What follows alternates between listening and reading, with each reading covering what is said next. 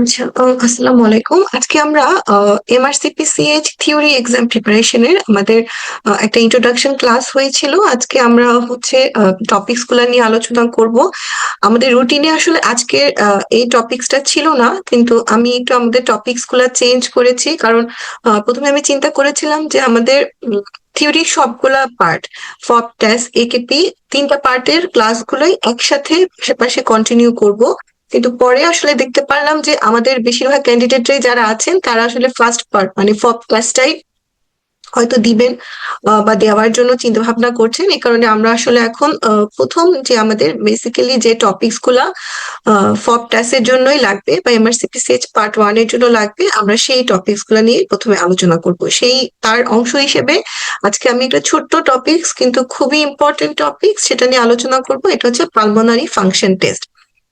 এখন এই pulmonary function টেস্টটা কিন্তু আমাদের ফপ টেস্ট এবং একেপি দুইটা পরীক্ষার জন্যই খুবই ইম্পর্টেন্ট। এবং ফপ টেস্ট একেপি তে, বিশেষ করে ফপ টেস্টে এখান থেকে অবশ্যই প্রশ্ন আসবে। মানে আমরা যদি এই টপিকসটা কমপ্লিট করে রাখি বা প্রিপারেশন নিয়ে রাখি, তাহলে আমরা কনফার্ম যে আমরা দুই তিনটা প্রশ্ন পরীক্ষার হলে কমন পাবো।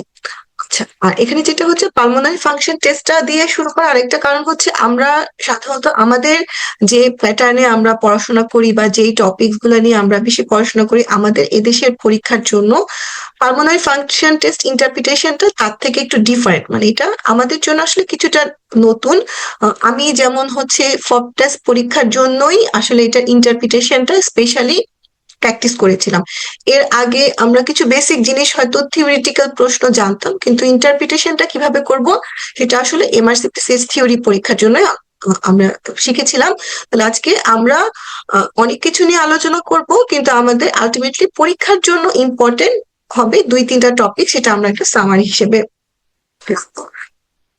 তাহলে আমাদের আজকের ক্লাসে আমাদের মেইন উদ্দেশ্য হচ্ছে পালমোনারি ফাংশন টেস্ট। তাহলে পালমোনারি ফাংশন টেস্ট বোঝার জন্য আমাদের কিছু কোর ফিজিওলজি, লাংসের ফাংশনের কিছু কোর ফিজিওলজি, এর মধ্যে কিছু টার্মস আছে যেমন পিক এক্সপিরেটরি ফ্লো রেট কি, এফইভি1 কি, লাং ভলিউমস এবং ক্যাপাসিটি কি, এইগুলোর সম্পর্কে আমাদেরকে জানতে হবে।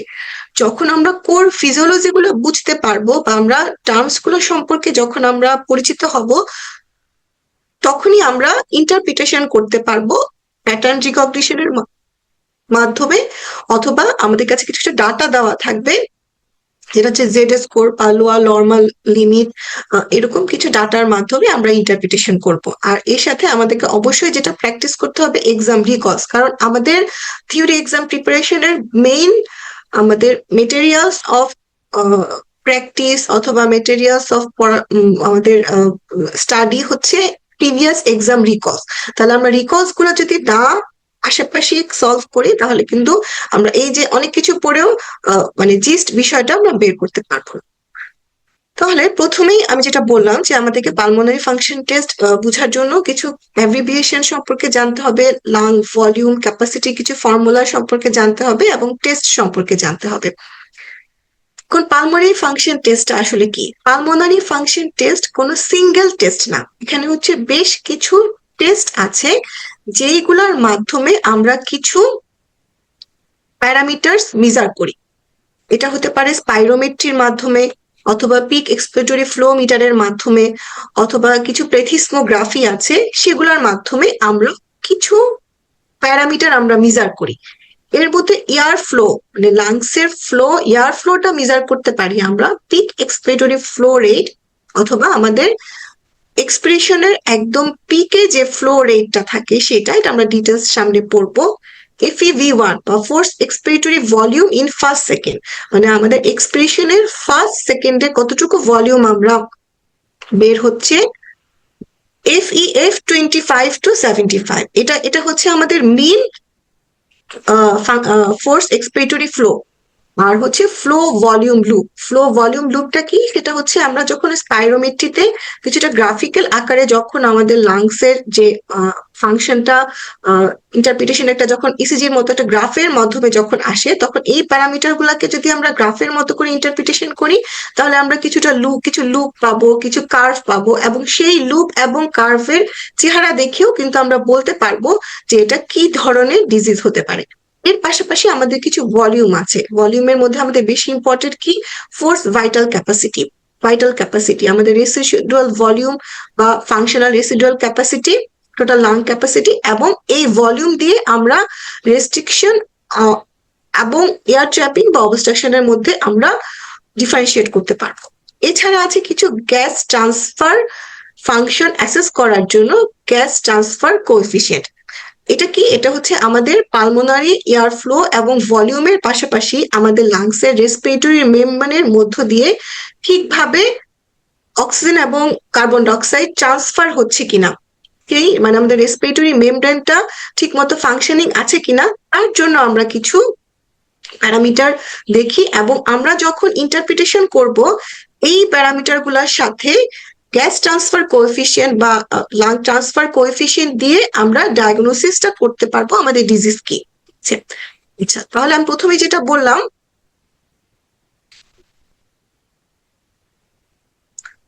যে আমাদের lung function test. Lung function টেস্টটা কি, যে আমরা স্পাইরোমেট্রির মাধ্যমে কিছু ডাটা পেতে পারি, অথবা আদার কিছু যে টেস্ট আছে, যে গ্যাস ডাইলিউশন মেথড অথবা হোল বডি প্লেথিসমোগ্রাফি, এগুলোর মাধ্যমে আমরা কিছু ডাটা পেতে পারি। এর মধ্যে স্পাইরোমেট্রির মাধ্যমে আমরা peak expiratory flow rate, FEV1, force vital capacity এবং মিন ফোর্স এক্সপিরেটরি ফ্লো, এই চারটা আমরা মেজার করতে পারবো। এবং আমাদের স্ট্যাটিক যে কিছু ভলিউম, মানে এই ভলিউম গুলা ছাড়া আমাদের কিছু ভলিউম আছে যেগুলো static, residual volume, functional residual capacity, total lung capacity, এগুলো আমরা স্পাইরোমেট্রির মাধ্যমে মেজার করতে পারি না। তার জন্য আমাদের গ্যাস ডাইলিউশন অথবা হোল বডি প্লেথিসমোগ্রাফি একটা প্রসিডিউর আছে, এর মাধ্যমে আমরা ডায়াগনোসিস করতে পারবো। স্পাইরোমেট্রি ছাড়াও পিক এক্সপিরেটরি ফ্লো মিটার দিয়েও কিন্তু আমরা পিক এক্সপিরেটরি ফ্লো রেটটা মেজার করতে পারি। আচ্ছা, এখন আমরা প্রথমে পিক এক্সপিরেটরি ফ্লো রেটটা নিয়ে একটু আলোচনা করি। পিক এক্সপিরেটরি ফ্লোটা কি, এটা হচ্ছে আমাদের নামের মধ্যে ডেফিনেশনটা আছে, আমাদের এক্সপ্রেশনের সময় আমাদের যে পিক ফ্লোটা থাকে। এটা খুবই সিম্পল একটা জিনিস, আমরা এটা স্পাইরোমেট্রির মাধ্যমেও করতে পারি, অথবা পিক এক্সপিরেটরি ফ্লো মিটারে যে একটা পেশেন্টকে আমরা বলবো সে ম্যাক্সিমাম ইন্সপিরেশন নিতে এবং সে ম্যাক্সিমাম যতটুকু মেশিনের মধ্যে এক্সেল করতে পারে, সেটা একটা ইন্ডিকেটরের মাধ্যমে ভলিউম হিসেবে অথবা ফ্লো হিসেবে আসবে, সেটা আমরা মেজার করব। কিন্তু যেহেতু এটা একটা পেশেন্টের কি বলবো, পেশেন্ট আমাদের ইনস্ট্রাকশন ফলো করতে পারছে কিনা তার উপরে ডিপেন্ড করবে। এই কারণে peak expiratory flow meter, even স্পাইরোমেট্রিও আসলে আমরা 5 বছরের আগে মেজার করতে পারি না বা ইন্টারপ্রিট করতে পারি না। এবং এটা আমাদের জন্য খুব ইম্পর্টেন্ট, কেন, অ্যাজমা অ্যাটাকের সিভিয়ারিটি এবং রেসপন্স টু ট্রিটমেন্ট এটা বোঝার জন্য। এবং এটা ক্ষেত্রে আরেকটা বিষয় হচ্ছে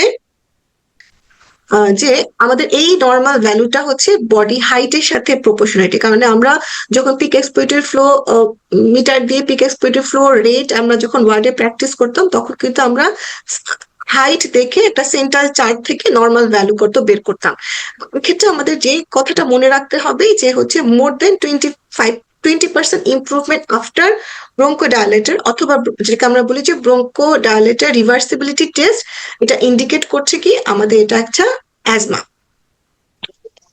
এটা হচ্ছে আমরা ব্রঙ্কোডাইলেটর রিভার্সিবিলিটি টেস্টের মাধ্যমে ডায়াগনোসিস করতে পারি। আচ্ছা, এখন হচ্ছে আমরা স্পাইরোমেট্রি। আমি যেটা বললাম যে প্রথমে যে স্পাইরোমেট্রিটা কি, স্পাইরোমেট্রিটাও একটা মেশিনের মধ্যে আমরা পেশেন্টকে বলবো সে হচ্ছে এক্সেল করবে, সে ম্যাক্সিমাম ইন্সপিরেশন নিবে এবং সে এক্সেল করবে, মাল্টিপল টাইমস এক্সেল অথবা এক্সপ্রেশন করবে, এবং তার এক্সপ্রেশনের সাথে সাথে গ্রাফের মধ্যে আমরা কিছু প্যারামিটার পাবো। সেই প্যারামিটার গুলা দেখে আমরা যে গ্রাফটা পাবো সেটার নাম হচ্ছে স্পাইরোগ্রাম।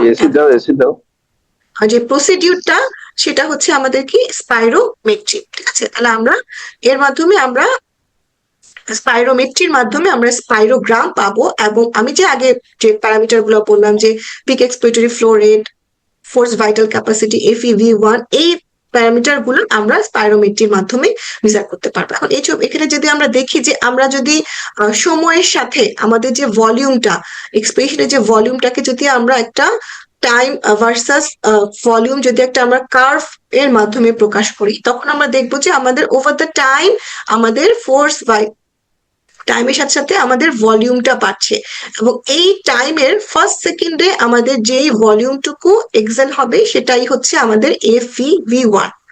এবং এই স্পাইরোমিটারের মাধ্যমে আমরা যদি ভলিউম ভার্সেস টাইম করি তাহলে আমরা কিছু কার্ভ পাবো, এবং আমরা ফ্লো ভার্সেস ভলিউমও যদি করি তাহলে আমরা কিছু কার্ভ পাবো। তাহলে আমরা একটা ভলিউম টাইম কার্ভ পাবো, অথবা যেটার নাম হচ্ছে স্পাইরোগ্রাম, আমরা একটা ফ্লো ভলিউম কার্ভ পাবো। এবং আমরা যদি এক্সপ্রেশন এবং ইন্সপিরেশন দুইটা ফ্লো ভলিউম কার্ভকে যদি আমরা একই সাথে ছবিতে বসাই তাহলে আমরা একটা ফ্লো ভলিউম লুপ পাবো। এখান থেকে আমাদের এই যে প্যারামিটার গুলার নর্মাল ভ্যালু এবং পেশেন্টের ভ্যালু, নর্মাল ভ্যালুটা কি? নর্মাল ভ্যালু হচ্ছে পার্সেন্টেজ প্রেডিক্টেড, আমাদের পেশেন্টের এজ, হাইট এবং আদার প্যারামিটার উপর ডিপেন্ড করে তাদের একটা প্রেডিক্টেড ভ্যালু, যেটা চার্ট আলাদা আছে, সেই প্রেডিক্টেড ভ্যালু কত এবং পেশেন্টের ভ্যালু কত, সেখান থেকে একটা পার্সেন্টেজ, এই পার্সেন্টেজ হিসাবে আমরা বের করতে পারি। অথবা এখন হচ্ছে এই এজ, হাইট এবং সেক্স এগুলোর উপর ডিপেন্ড করে এই প্যারামিটার গুলাকে জেড স্কোরের মাধ্যমে ইন্টারপ্রিটেশন করা হয়ে থাকে। ঠিক আছে, আচ্ছা, তাহলে তাহলে আমি প্রথমেই বললাম যে স্পাইরোমেট্রির মাধ্যমে আমরা একটা স্পাইরোগ্রাম পাবো। আমরা যদি হচ্ছে ওভার দ্য টাইম আমরা হচ্ছে ভলিউমকে যদি আমরা টাইমের সাথে যদি আমরা বসাই তাহলে আমরা একটা কার্ভ পাবো, এবং এখান থেকে আমরা ফ্লো ভলিউম যে কার্ভ অথবা ফ্লো ভলিউম যে লুপ পাবো, সেখান থেকে আমরা লাংসের কিছু ভলিউম এবং ক্যাপাসিটি এগুলো আমরা হচ্ছে মেজার করতে পারবো। এই স্পাইরোগ্রামের এই ছবিটা আমরা ছোটবেলা থেকে সেই ফিজিওলজি থেকে আমরা পড়ে আসতেছি, যেখানে আমাদের 4টা লাং ভলিউম এবং 4টা লাং ক্যাপাসিটি আছে, এবং এই ভলিউম এবং ক্যাপাসিটি গুলার ডেফিনেশন এবং সূত্র আমাদের এমআরসিপিসিএইচ ফগ টেস্ট পরীক্ষার জন্য আমাদেরকে লাগবে। ঠিক আছে, এখানে আমরা কি করব, এই যে পরীক্ষায় থাকে এই যে এইভাবে কার্ভটা দেওয়া থাকবে, এবং এখানে যে A B C D E F G H এভাবে কিছু মার্ক দেওয়া থাকবে, হয়তো এই ই এখানে আর হয়তো একটা মার্কিং দেওয়া থাকবে, এবং প্রশ্ন থাকবে যে হোয়াট ডাজ ই ইন্ডিকেট। এটা কি আমাদের হচ্ছে force vital capacity, expiratory reserve volume, inspiratory reserve volume, নাকি হচ্ছে টাইডাল ভলিউম বা ভাইটাল ক্যাপাসিটি, পাঁচটা অপশন থাকবে, সেখান থেকে আমাদের ইন্টারপ্রিটেশন করতে হবে। তাহলে আমাদেরকে এই 4টা ভলিউম এবং 4টা ক্যাপাসিটি আমাদেরকে জানতে হবে। আমরা একটু রিক্যাপিচুলেট যদি করি, যে এখানে আমাদের ইচ নর্মাল ইন্সপিরেশন এবং এক্সপিরেশনের সাথে যতটুকু এয়ার আমরা ইনহেল অথবা এক্সেল করি সেটাকে বলা হয় কি টাইডাল ভলিউম। এটাকে টিভি অথবা ভি স্মল টি এভাবে শো করা হয়, এবং নর্মাল একটু বড় বাচ্চাদের জন্য বা অ্যাডাল্ট পার্সনদের জন্য টাইডাল ভলিউম কত 6 to 8 ml/kg। তাহলে আমাদের প্রতি কোয়াইট ব্রেথ বা নর্মাল ব্রেথে আমরা যতটুকু ভলিউম ইনহেল অথবা এক্সেল করি এটা হচ্ছে আমাদের টাইডাল ভলিউম। টাইডাল ভলিউম আমরা এইটুকু নর্মাল কোয়াইট এক্সপ্রেশনে টাইডাল ভলিউম বের করে দেওয়ার পরে আমরা যদি ফোর্সফুলি এক্সপ্রেশন করি তাহলে আরো এক্সট্রা যেটুকু ভলিউম বের হবে সেটা কি, সেটা হচ্ছে এক্সপিরেটরি রিজার্ভ ভলিউম। একই রকম আমি একটা নর্মাল ব্রেথ নেওয়ার নর্মাল ব্রেথের সাথে আমি যদি ফোর্সফুলি ইনহেল করি তাহলে আমি এক্সট্রা যে ভলিউমটুকু টাইডাল ভলিউম বাদে আমি ইনহেল করতে পারবো সেটাকে বলা হচ্ছে ইন্সপিরেটরি রিজার্ভ ভলিউম। এবং আমি একটা ফোর্সফুল ইন্সপিরেশন নেওয়ার পরে যদি একটা ফোর্সফুল এক্সপ্রেশনের পরে যেটুকু ভলিউম আমার লাংসে থেকে যায় সেটাকে বলা হয় কি রেসিডুয়াল ভলিউম। ঠিক আছে, তাহলে এটা হচ্ছে আমাদের 4টা ভলিউম, এবং আমাদের 4টা ক্যাপাসিটি কি, এটা হচ্ছে আমাদের ইন্সপিরেটরি ক্যাপাসিটি। ইন্সপিরেটরি ক্যাপাসিটি হচ্ছে tidal volume plus inspiratory reserve volume. এখানে কিন্তু কোনো এক্সপিরেটরি ক্যাপাসিটি কিন্তু নাই। হ্যাঁ, inspiratory capacity functional residual capacity কি, যেটা হচ্ছে expiratory reserve volume plus residual volume. Vital capacity কি, ভাইটাল ক্যাপাসিটি হচ্ছে আমাদের inspiratory reserve volume, tidal volume এবং এক্সপিরেটরি রিজার্ভ ভলিউম, অথবা inspiratory capacity plus expiratory reserve volume, এই দুইটা মিলে হচ্ছে আমাদের ভাইটাল ক্যাপাসিটি। আর টোটাল লাং ক্যাপাসিটি কি, টোটাল লাং ক্যাপাসিটি হচ্ছে আমাদের ভাইটাল ক্যাপাসিটির সাথে যদি রেসিডুয়াল ভলিউমটা আমরা যোগ করি তাহলে যেটা থাকবে সেটা হচ্ছে রেসিডুয়াল ভলিউম। তাহলে আমাদেরকে এই সূত্রগুলার পাশাপাশি আমাদেরকে ডেফিনেশনটাও বুঝতে হবে, বা ডেফিনেশনটাও আমাদেরকে মনে রাখতে হবে, যে air remaining after maximal expiration.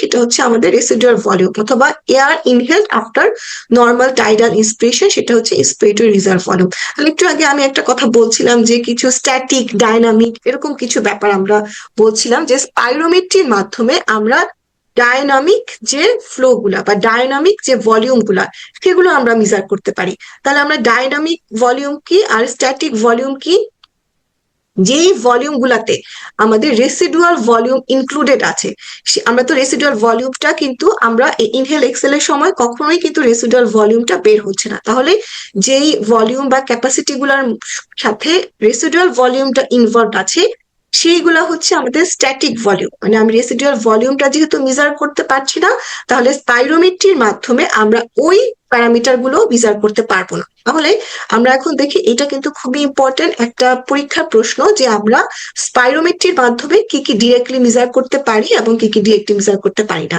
যে ডাইনামিক ফ্লো এবং ভলিউম গুলা যেগুলো আমাদের ইন্সপিরেশন এক্সপ্রেশনের সাথে আমাদের চেঞ্জ হচ্ছে, সেগুলো আমরা মেজার করতে পারি। কি কি আছে এখানে? ফোর্স ভাইটাল ক্যাপাসিটি বা ভাইটাল ক্যাপাসিটি এভিভি1 এবং এফইভি1 এবং এভিসি রেশিও, যেহেতু এই দুটো আমরা স্পাইরোমেট্রির মাধ্যমে বের করলে রেশিওটা আমরা ভাগ করে বের করতে পারি। পিক এক্সপিরেটরি ফ্লো রেট এবং মিন পিক এক্সপিরেটরি ফ্লো। আর যেটা মেজার করতে পারি না, সেটাই আমাদেরকে বেশি মনে রাখতে হবে, রেসিডুয়াল ভলিউম এবং functional residual capacity, total lung capacity. কারণ রেসিডুয়াল ভলিউমটা আমরা মেজার করতে পারছি না দেখে ফাংশনাল রেসিডুয়াল ক্যাপাসিটি এবং টোটাল লাং ক্যাপাসিটিটাও আমরা স্পাইরোমেট্রির মাধ্যমে আমরা মেজার করতে পারছি না। আচ্ছা, এখন আমরা যখন একটা স্পাইরোমেট্রি বা কোনো একটা ডাটা যখন ইন্টারপ্রিটেশন করব, তাহলে আমাদেরকে প্রথমে দেখতে হবে যে টেস্টার কোয়ালিটি কি। টেস্টের কোয়ালিটি কি? একটা হচ্ছে আমাদের পেশেন্ট, যেটা এই কারণে আমরা বলেছিলাম কি যে আমরা এই প্যারামিটার গুলো কিন্তু বেপিক এক্সপিরেটরি ফ্লো আমরা কিন্তু 5 বছরের নিচে মেজার করতে পারি না। স্পাইরোমেট্রিও আসলে 5 বছর আগে করাটা কঠিন, কারণ তার ইনস্ট্রাকশন ফলো করতে পারে না। তাহলে আমাদেরকে একটা গুড কোয়ালিটি স্পাইরোমেট্রির জন্য একটা ম্যাক্সিমাম ইন্সপিরেশন লাগবে এবং এক্সেল করতে হবে as hard and as long as possible. এবং আমরা দেখা যায় তিনটা আমরা অ্যাটেম্পট নেই, এবং সেখানে তিনটার মধ্যে যেন এরর অথবা গ্যাপ যেন লেস দেন 5% হয়, এটা আমাদেরকে খেয়াল করতে হবে। এখানে একটা জিনিস, এটা আসলে খুব ইম্পর্টেন্ট না, কিন্তু এখানে বলা হয়েছে যে যখন আমাদের এক্সপিরেশনের প্রথম যে 25 থেকে 35%, যেটাকে আমরা বলি পিক এক্সপিরেটরি ফ্লো রেট, এটাই কিন্তু পেশেন্টের ইফোর্ট ডিপেন্ডেন্ট, বাকিটুকু ইফোর্ট ইন্ডিপেন্ডেন্ট। আরেকটা টার্ম আমাদের জন্য নতুন, যে এটাকে বলা হয় মিন ফোর্স এক্সপিরেটরি ফ্লো। এটা হচ্ছে আমাদের টোটাল ফোর্স ভাইটাল ক্যাপাসিটিকে যদি আমরা 100%-এ ভাগ করি, 100%কে যদি আমরা 4টা ভাগ করি, যে প্রথম 25%, পরে 25%, এরপরে আপ টু 75% এবং এরপরে 100%, এর মধ্যে মাঝখানে যে 50%, মানে 25 থেকে 75% যে পোর্শনটা, এই ফোর্স ভাইটাল ক্যাপাসিটির এই মাঝখানের যে 50%, এটার যে মিন ফ্লোটা, সেটাকে বলা হচ্ছে মিন ফোর্স এক্সপিরেটরি ফ্লো 25 থেকে 75%। এখান থেকে আমাদের ইম্পর্টেন্ট যেটা, যে স্মল টু মডারেট এয়ারওয়ে অবস্ট্রাকশনের মেজার করার জন্য আমরা এই প্যারামিটারটা হচ্ছে মোর সেন্সিটিভ। কেন?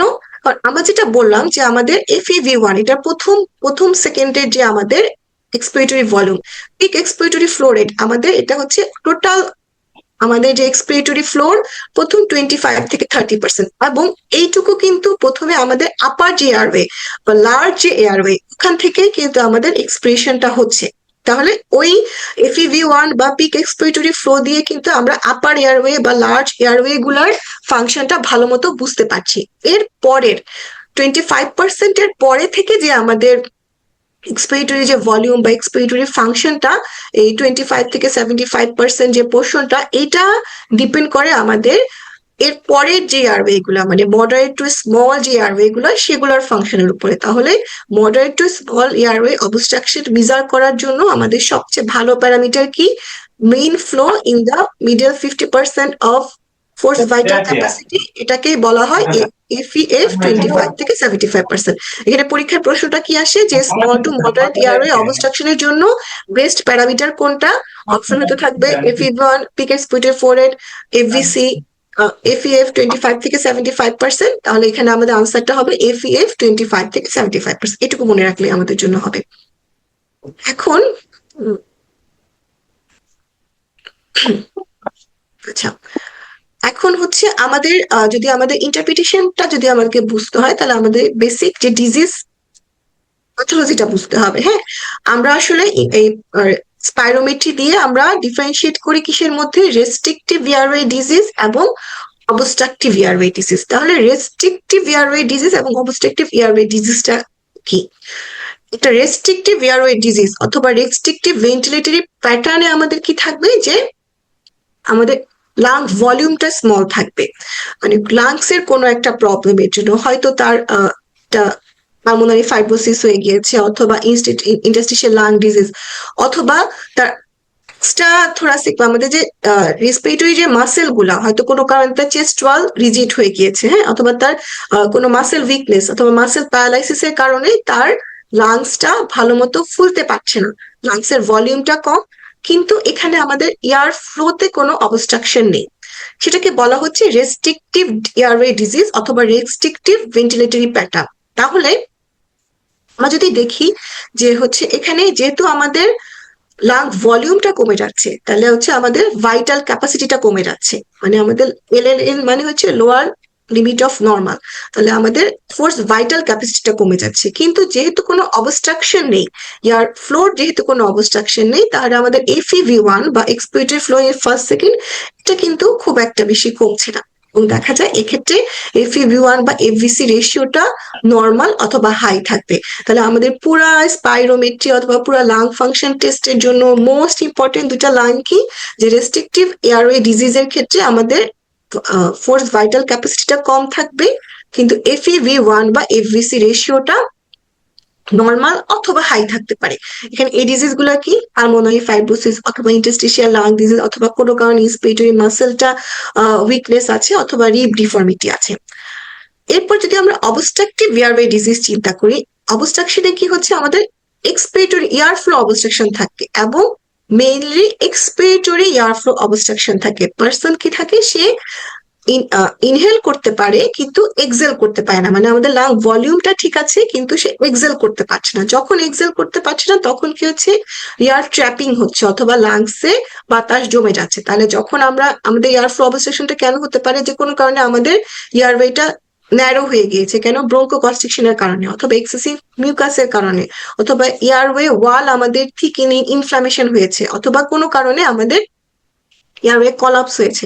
তো এটার জন্য আমাদের মোস্ট ইম্পর্টেন্ট ডিজিজ কোনটা কি, একটা হচ্ছে অ্যাজমা এবং সিওপিটি বা chronic bronchitis, emphysema, bronchiectasis, cystic fibrosis, foreign body. এখানে সিস্টিক ফাইব্রোসিসের ক্ষেত্রে একটা জিনিস আমাদেরকে মনে রাখতে হবে, সিস্টিক ফাইব্রোসিসে কিন্তু আমরা ইনিশিয়ালি শুধুমাত্র রেস্ট অবস্ট্রাকটিভ প্যাটার্ন পাই, মানে শুধুমাত্র তাদের এয়ারওয়ে অবস্ট্রাকশন থাকে। কেন, কারণ সিস্টিক ফাইব্রোসিসে হচ্ছে এখানে মিউকাস প্লাগিং থাকে, থিকেনিং অফ দ্য মিউকাস থাকে, এ কারণে আমাদের এক্সপিরেটরি এয়ার ফ্লো অবস্ট্রাকশন থাকে। তাহলে সিস্টিক ফাইব্রোসিসের ইনিশিয়ালি আমরা কি পাবো, একটা obstructive pattern of lung function test পাবো। কিন্তু ক্রমাগত যখন ডিজিজ প্রোগ্রেস করবে, পরের দিকে গিয়ে কিন্তু আমরা একটা মিক্সড পিকচার পাবো। মিক্সড পিকচারটা কি, আমরা হচ্ছে সিস্টিক ফাইব্রোসিসে বোথ অবস্ট্রাকশন এবং রেস্ট্রিকটিভ প্যাটার্ন দুইটা রকমই আমরা স্পাইরোমেট্রিতে ফাংশনটা পেতে পারি। ঠিক আছে, আচ্ছা, তাহলে যদি আমরা এটাকে সামারি করি, হ্যাঁ, তাহলে আমাদের অবস্ট্রাকটিভ এয়ারওয়ে ডিজিজে আমাদের মেইন প্যাথোলজিটা কি, আমরা বললাম যে এক্সপিরেটরি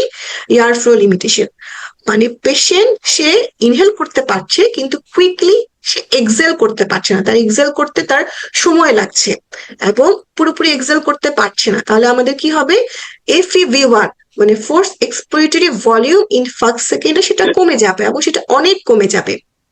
কিন্তু যেহেতু তার লাং ভলিউমসে বা ইনহেলেশনে কোনো প্রবলেম নেই, তাহলে কিন্তু তার ভাইটাল ক্যাপাসিটি খুব একটা বেশি প্রবলেম হবে না, এটা ইউজুয়ালি নর্মালি থাকবে, কিন্তু অথবা কমতেও পারে, কিন্তু এফইভি1টা বেশি কমবে দেন এফভিসি। তাহলে আমি যদি একটা রেশিও করি, যে রেশিওতে আমার উপরের যে প্যারামিটারটা, উপরের প্যারামিটারটা বেশি কমেছে, কিন্তু নিচের প্যারামিটারটা নর্মাল আছে অথবা অল্প কমেছে, তাহলে আমাদের ওভারঅল আমাদের রেশিওটা কি হবে, রেশিওটা হচ্ছে কমবে। ঠিক আছে, তাহলে আমার উপরের প্যারামিটারটা হচ্ছে বেশি কমেছে, নিচের প্যারামিটারটা অল্প কমেছে, তাহলে হচ্ছে আমাদের FEV1 বা FVC রেশিওটা কমবে। তাহলে আমরা কি দেখছি যে আমাদের অবস্ট্রাকটিভ এয়ারওয়ে ডিজিজে FEV1টা বেশি কমবে, FVC নর্মাল অথবা অল্প কমবে, এবং যে রেশিওটা এটা হচ্ছে আমরা কম পাবো। এখন রেস্ট্রিকটিভ এয়ারওয়ে ডিজিজে আমরা কি বললাম, এখানে আমাদের লাংসটা ছোট বা লাং ভলিউমটা ছোট, সে ইনহেল করতে পারতেছে না, তাহলে তার আমরা কিন্তু FVC-টা আমরা বেশি কম পাবো। তার FEV1, তার যেহেতু এক্সপিরেটরি এয়ার ফ্লোর কোনো লিমিটেশন নাই, আমরা FEV1 নর্মাল পেতে পারি অথবা অল্প কম পাবো, কিন্তু বেশি কম পাবো আমরা কি FVC। তাহলে রেশিওতে যখন আমার উপরের প্যারামিটারের থেকে নিচের প্যারামিটারটা বেশি কমবে, তখন আমাদের রেশিওটা কি হবে, নর্মাল অথবা ইনক্রিজড হবে। ঠিক আছে, তাহলে আমরা রেস্ট্রিকটিভ এয়ারওয়ে ডিজিজে কি পেলাম, আমরা FEV1টা নর্মাল অথবা ডিক্রিজড, FVC-টা মোর ডিক্রিজড মেইনলি, অথবা FVC-টাই মেইনলি ডিক্রিজড, কিন্তু রেশিওটা আমরা নর্মাল অথবা ইনক্রিজড পাবো। এবং এর সাথে আমাদের কিছু প্রিক্স ডিজিজ, যেমন একটু আগে আমি কি বললাম যে সিস্টিক ফাইব্রোসিস শুরু হয় অবস্ট্রাকটিভ প্যাটার্ন দিয়ে, পরে এখানে রেস্ট্রিকটিভ অংশটা যুক্ত হয়, তাহলে মানে সে তার লাং ভলিউমটাও কম এবং সে ব্লো আউটও করতে পারছে না, তাহলে আমরা FEV1টাও কম পাবো, FVC-টাও কম পাবো। যেহেতু দুইটাই আমরা কম পাচ্ছি, আমরা রেশিওটাও কম পাবো, যেহেতু দুইটাই আমরা সমানুপাতিক ভাবে কম পাচ্ছি। তাহলে আমাদের এই তিনটা প্যারামিটার এবং এই টেবিলটা দেখে তো আমাদের যতগুলা প্রশ্ন আসবে আমরা সবগুলা প্রশ্নের আনসার দিতে পারবো। ঠিক আছে, আচ্ছা, তাহলে আমরা FEV1, FVC এবং রেশিও এবং অবস্ট্রাকটিভ এবং রেস্ট্রিকটিভ প্যাটার্নে আমরা কি ধরনের চেঞ্জ পাবো সেটা আমরা থিওরিটিক্যাল অংশটুকু পড়লাম। এখন আমরা ইন্টারপ্রিটেশন করব কিভাবে, বা প্যাটার্নটা রিকগনিশন করব কিভাবে। তো আমি যদি আবার একটু রিক্যাপিচুলেট করি যে আমরা এতক্ষণ পর্যন্ত আমরা লাং ফাংশন টেস্ট যা যা পড়লাম, আমরা কি পড়লাম, পিক এক্সপিরেটরি ফ্লো রেট, এটা হচ্ছে পিক ফ্লো, যেটা এটা হচ্ছে অ্যাজমার জন্য মেইনলি আমাদের ইম্পর্টেন্ট। যদি মোর দেন 20% ইমপ্রুভমেন্ট আফটার ব্রঙ্কোডাইলেটর বা ব্রঙ্কোডাইলেটর রিভার্সিবিলিটি টেস্ট যদি পজিটিভ হয়, তাহলে সেটা হচ্ছে অ্যাজমার জন্য ডায়াগনস্টিক। আচ্ছা, মিন যেটা আমরা force expiratory flow in the middle 50% যেটা বললাম, এখানে আমরা এত কিছু আমাদের মনে রাখার প্রয়োজন নাই, আমরা শুধু মনে রাখবো স্মল টু মিডিয়াম এয়ারওয়ে অবস্ট্রাকশনের জন্য, অবস্ট্রাকশন ডায়াগনোসিস করার জন্য আমাদের মোস্ট রিলায়েবল অথবা সেন্সিটিভ ইন্ডিকেটর হচ্ছে এটা। ফোর্স ভাইটাল ক্যাপাসিটি, এটা হচ্ছে আফটার ম্যাক্সিমাল এক্সপ্রেশন আমরা যতটুকু এক্সেল করতে পারি। FEV1 হচ্ছে ফার্স্ট সেকেন্ড, যেটা আমরা ফোর্থ এক্সেল ভলিউমের ফার্স্ট সেকেন্ডে যতটুকু ভলিউম, এবং এই দুইটা রেশিও দিয়ে আমরা অবস্ট্রাকশন বা রেস্ট্রিকশন আমরা ডিফারেন্সিয়েট করতে পারছি। এখন আমরা যদি এটাকে একটা ভলিউম টাইম অথবা ফ্লো টাইম কার্ভে যদি আমরা দেই, হ্যাঁ, এটা হচ্ছে আমাদের একটা নর্মালে আমাদের এই পাশে হচ্ছে সময় 1 2 3 4 5 6 7 সেকেন্ড, এবং এই পাশে হচ্ছে ভলিউম। তাহলে আমরা যখন প্রথম এক্সেলেশনটা শুরু হবে, force expiratory volume is first second, তখন তার সবচেয়ে বেশি সে এক্সেল করবে। হ্যাঁ, তাহলে ফার্স্ট সেকেন্ডে সবচেয়ে বেশি এক্সেল করছে, এরপরে একটা আস্তে আস্তে সে এক্সেল করবে একটা প্ল্যাটু ফেজের মতো, আলটিমেটলি আমাদের টোটাল এক্সপ্রেশনের সময় সে যতটুকু যে এক্সেল করবে সেটাই হচ্ছে আমাদের ফোর্স ভাইটাল ক্যাপাসিটি। আর আমরা যদি এই ভলিউমটাকে যদি আমরা ফ্লো এর অ্যাগেনিস্টে দেই, হ্যাঁ, তাহলে এদিকে হচ্ছে আমাদের ভলিউম, এদিকে হচ্ছে আমাদের ফ্লো, তাহলে আমাদের এক্সেলেশনের ভলিউমের যে ম্যাক্সিমামটা আমরা কত, ম্যাক্সিমাম ফ্লো যেটা আমরা ফার্স্টে যেটা পাবো সেটা হচ্ছে পিক এক্সপিরেটরি ফ্লো রেট, এবং এই যে 25 থেকে 75% যে ভলিউমটা, এটাই হচ্ছে আমাদের কি, যেটা আমরা বললাম মিন, যে মিনের 50% যেটা সেটা, আর এটা হচ্ছে টোটাল। তাহলে এখানে আমরা কি বলেছি যে volume time curve shows how first volume rise to FVC, FEV1 is the volume reached at first second, flow volume loop shows peak flow and loop shape. তাহলে আমরা ফ্লো ভলিউম লুপ থেকে আমরা কি পাচ্ছি, পিক যে ফ্লোটা এটা, এবং লুপের শেপটা, এই শেপটা দেখে কিন্তু আমরা রেস্ট্রিকটিভ, অবস্ট্রাকটিভ এবং ইয়ারে অবস্ট্রাকশন, কোথায় অবস্ট্রাকশন এটা আমরা বের করতে পারবো। এবং আমাদের এটা কিন্তু আমাদের ফপ টেস্ট এবং একিপির জন্য খুব ইম্পর্টেন্ট একটা প্রশ্ন। ঠিক আছে, আচ্ছা, এখানে আমরা যদি বলা হয়েছে concavity of the expiratory Rim suggest obstruction, small or narrow loop suggest reduced volume. এই জিনিসটা কি বলেছে এটা আমরা এখানে বুঝতে পারবো, এইটা হচ্ছে একটা ফ্লো ভলিউম যেটা সেটা। ঠিক আছে, এখানে এটা একটা আমরা খেয়াল করবো যে এখানে কিন্তু আমাদের এইটা হচ্ছে আমাদের এক্সপিরেটরি লিম্ব এবং এটা হচ্ছে আমাদের ইন্সপিরেটরি লিম্ব। ঠিক আছে, আমরা বললাম যে হচ্ছে এটা যদি আমাদের ইন্সপিরেটরি ফ্লো ভলিউম কার্ভ এবং এক্সপিরেটরি ফ্লো ভলিউম কার্ভ, এটাকে যদি আমরা একসাথে দিই তাহলে হচ্ছে আমরা একটা ফ্লো ভলিউম লুপ পাবো। ঠিক আছে, ফ্লো ভলিউম লুপের ক্ষেত্রে আমরা একটু আগে যেটা দেখলাম, যে প্রথম যেটা দেখলাম যে আমাদের ম্যাক্সিমাম এখানে পাচ্ছি আমরা প্রথমে, তারপরে হচ্ছে আস্তে আস্তে ডিক্লাইন করছে। তাহলে আমাদের নর্মাল প্যাটার্নে কি, যে আমরা দেখলাম পিক এক্সপিরেটরি ফ্লোটা তার নর্মাল প্যাটার্ন, ইনিশিয়ালি র্যাপিড এবং তারপরে স্টেডিলি ডিক্রিজ করবে, এবং ভলিউম তার নর্মাল। ভলিউম নর্মাল কিভাবে বুঝবো, যে তার নর্মাল আমরা যে ভলিউম, যে দ্যাট টোটাল ভাইটাল ক্যাপাসিটি বা টোটাল লাং ক্যাপাসিটি যতটুকু হওয়ার কথা, তার ভলিউমটা আমরা এখানে এখানে 6 পর্যন্ত মার্ক দেওয়া আছে, মানে তার ইন্সপিরেটরি ভলিউম, এক্সপিরেটরি ভলিউম দুটাই হচ্ছে নর্মাল। ঠিক আছে। আচ্ছা, যখন আমাদের রেস্ট্রিকটিভ প্যাটার্ন, আমরা রেস্ট্রিকটিভ প্যাটার্নে কি কি পড়লাম একটু আগে, যে রেস্ট্রিকটিভ প্যাটার্নে আমাদের ওভারঅল লাং ভলিউমটাই ছোট, লাং ভলিউমটা ছোট, কিন্তু আমাদের এয়ার ফ্লোর কোনো অবস্ট্রাকশন নেই। তাহলে আমরা যদি একটা রেস্ট্রিকটিভ ডিজিজে আমরা এই যে ইন্সপিরেটরি ফ্লো এবং এক্সপিরেটরি ফ্লো কে যদি আমরা ফ্লো ভলিউম কার্ভকে যদি আমরা একসাথে বসাই, তাহলে আমরা এরকম একটা কার্ভ পাবো, যেখানে আমরা দেখবো যে তার চেহারাটা কিন্তু নর্মালের মতোই, যে নর্মাল এখানে এটা হচ্ছে ইন্সপিরেটরি লিম্বের নর্মাল, হ্যাঁ, এটা হচ্ছে একটা রেস্ট্রিকটিভ ডিজিজের নর্মাল, এবং এটা হচ্ছে আমাদের নর্মাল আমাদের এক্সপিরেটরি লিম্ব, এবং এটা হচ্ছে একটা রেস্ট্রিকটিভ ডিজিজের এক্সপিরেটরি লিম্ব। তাহলে আমরা ডিফারেন্সটা কি, যে আমাদের প্যাটার্নটা মানে চেহারাটা কিন্তু নর্মালের মতোই, কিন্তু তার ভলিউমটা রিডিউসড, মানে ভলিউম যেখানে আমার এখানে 6 হওয়ার কথা ছিল, সেখানে তার ভলিউম হচ্ছে 4।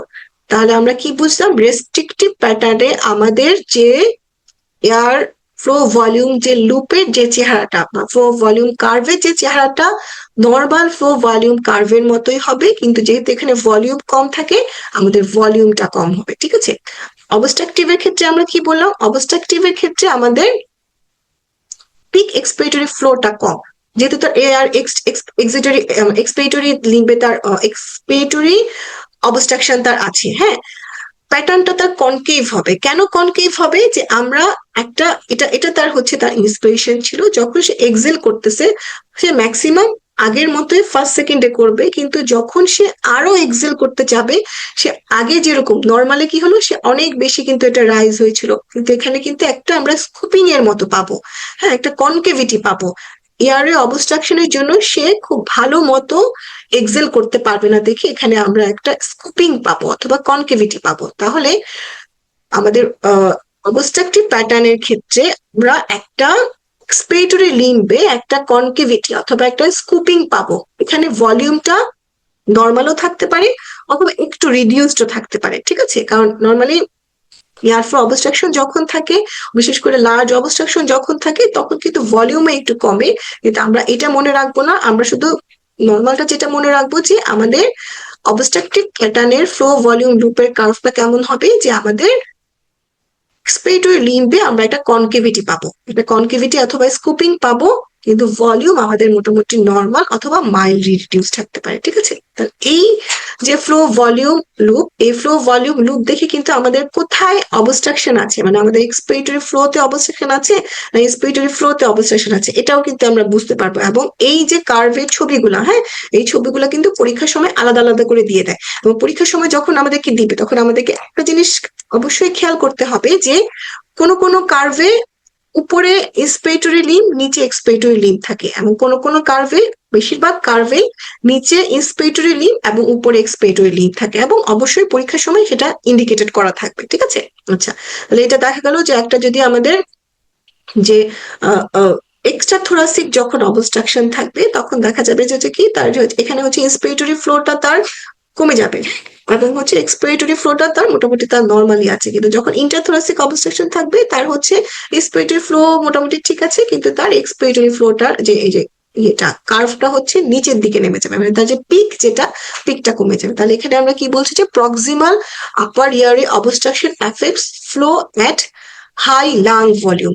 Proximal upper airway obstruction affects flow at high lung volume. এটার মানে কি, এই যে যখন আমাদের কোনো প্রক্সিমাল আপার ইয়ারে অবস্ট্রাকশন থাকবে, তখন আমাদের হাই লাং ভলিউমের সময়ই আমাদের ফ্লোটা অবস্ট্রাক্টেড থাকবে, এবং লোয়ার ইয়ারে অবস্ট্রাকশন ক্ষেত্রে যেমন অ্যাজমা হচ্ছে effects flow more than expiration than lung when lung volume is low।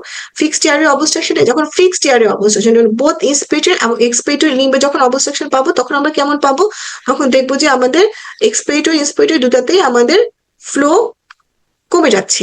Variable extra thoracic obstruction মানে এক্সট্রা থোরাসিক অবস্ট্রাকশনটা মেইনলি আমাদের এক্সপ্রেশনটাকে মোর এফেক্ট করবে, এবং ইন্টারথোরাসিক অবস্ট্রাকশনটা আমাদের এক্সপ্রেশনটাকে মোর ইনভলভ করবে। তাহলে এই 5টা পয়েন্ট আমাদের একটু মনে রাখতে হবে, যে আমাদের এয়ারওয়ে যে এরকম একটা ছবি দেওয়া থাকলে যে আমরা কিভাবে ইন্টারপ্রিট করতে পারবো যে এখানে কোথায় অবস্ট্রাকশন আছে। ঠিক আছে? আচ্ছা, এখন আমরা আবার তাহলে আমাদের আমরা এখন তাহলে ফ্লো ভলিউম কার্ভ বা ছবি যদি থাকে তাহলে কিভাবে ইন্টারপ্রিট করব সেটা পড়লাম। এখন হচ্ছে আমরা FeV1 বা FVC রেশিও দিয়ে আমরা কিভাবে ক্যালকুলেট করে বের করব। তাহলে আমরা যদি আবার রিক্যাপিচুলেট করি যে FeV1 বা FVC রেশিও আমরা এক্সপিরেটরি এয়ার ফ্লো অবস্ট্রাকশন বের করার জন্য ইউজ করি। FeV1 যেটা হচ্ছে force expiratory flow first second, এটা হচ্ছে এক্সপিরেটরি এয়ার ফ্লো অবস্ট্রাকশনটাকে ইন্ডিকেট করে, এবং ফোর্স ভাইটাল ক্যাপাসিটি বা FVC এটা হচ্ছে লোয়ার লিমিট অফ নর্মালের সাথে আমরা কম্পেয়ার করে পসিবল তার কোনো রেস্ট্রিকশন আছে সেটাকে আজকে সেটা আমরা বের করবো। ঠিক আছে? তাহলে আমাদেরকে ইন্টারপ্রিটেশন করার জন্য আমাদেরকে নর্মাল ভ্যালু জানতে হবে। নর্মাল ভ্যালু FeV1 এবং FVC এর জন্য হচ্ছে মোর দ্যান 80% এবং রেশিওর ক্ষেত্রে মোর দ্যান 70%, কিন্তু আমরা এভারেজে 80% মনে রাখতে পারি। ঠিক আছে? তাহলে আমরা FeV1 এবং FVC নর্মাল ভ্যালু কত? মোর দ্যান 80%, এবং FeV1 বা FVC রেশিও হচ্ছে মোর দ্যান 70%। এখানে আরেকটা বিষয় আছে, এই যে নর্মাল ভ্যালুর ইন্টারপ্রিটেশনটা বা FeV1 বা FVC এগুলো রেশিওকে আমরা দুই ভাবে ইন্টারপ্রিট করতে পারি। একটা হচ্ছে পার্সেন্টেজের মাধ্যমে, একটা হচ্ছে জেড স্কোরের মাধ্যমে। পার্সেন্টেজটা কি? পার্সেন্টেজ হচ্ছে প্রেডিক্টেড ভ্যালুর পার্সেন্টেজ, যে একটা 5 বছরের বাচ্চা তার আমরা FeV1 পেলাম, তো এবং চার্ট অনুযায়ী একটা 5 বছরের বাচ্চার FeV1 হওয়ার কথা কত সেটা আমরা চার্ট দেখে বের করবো। এই দুইটার যে পার্সেন্টেজটা সেটাই হচ্ছে এই পার্সেন্টেজ আকারে প্রকাশ করা হয়। ঠিক আছে? আর কিন্তু পরে দেখা গেল কি, ওই যে আমরা এই পার্সেন্টেজ হিসেবে যখন আমরা বের করছি, পার্সেন্টেজ হিসেবে দেখা গেল যখন আমরা ইন্টারপ্রিট করছি এই ইন্টারপ্রিটেশন গুলো খুব ভালো হচ্ছে না। কেন? কারণ আমাদের এই ইন্টারপ্রিটেশনটা ডিপেন্ড করে তার এজের উপরে, তার সেক্সের উপরে, তার হাইটের উপরে, আরো কিছু ফ্যাক্টর আছে। এই কারণে এখনকার যে ডাটা গুলা বা এখনকার ইন্টারপ্রিটেশন করা হয় কিসের মাধ্যমে? জেড স্কোরের মাধ্যমে। জেড স্কোরটা কি?